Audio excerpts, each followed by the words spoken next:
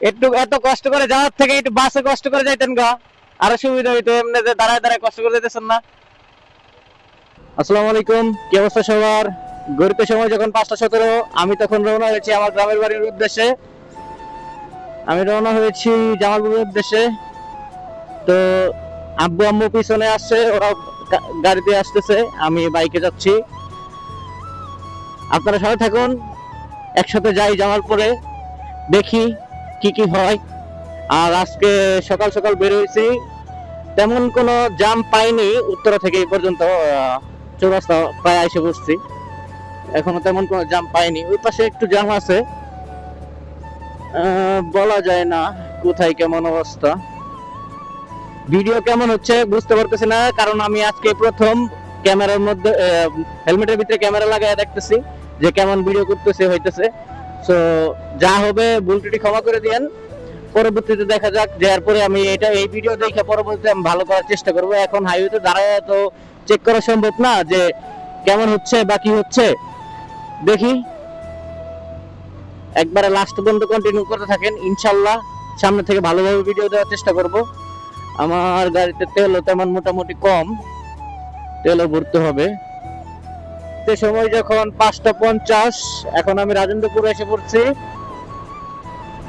মাঝখানে মোটামুটি ভালো জ্যাম পড়ছিল, জানি না ভয়েস কেমন শোনা যেতেছে, কারণ হলো নয়েজ প্রচুর, বাইরে বাতাস, আর আমি তো অনেক স্পিডে।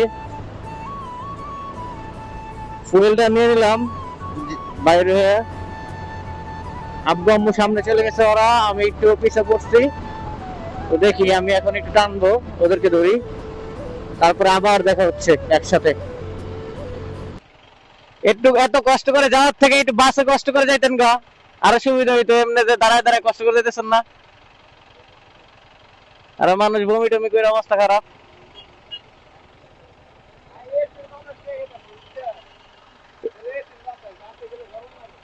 গরম লাগুক তাও সেফ, এটা তো সেফ না,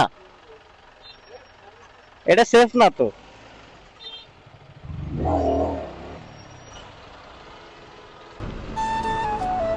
সোহা, কেমন আছো? কি করছো দাদা?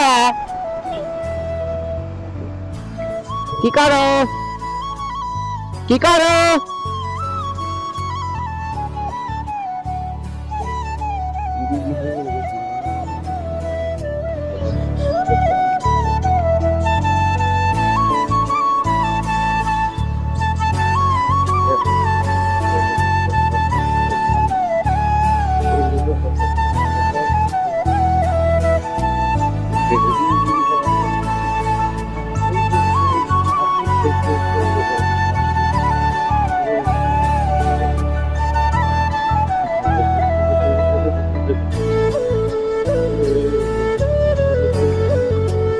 বমি করছো কে?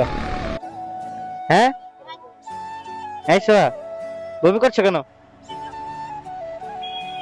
এটা পাপ্পা দাও, একটা পাপ্পা দাও, পাপ্পা দাও।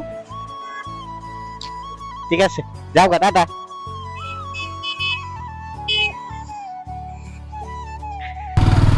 ঘড়িতে সময় যখন 9:27, আমি তো এখন চলে আসছি আমাদের এলাকাতে। আমাদের গ্রামের বাড়ি ওই সামনে, গ্রামের রাস্তা ধুলার ধুলা। চেল, লাইক করো।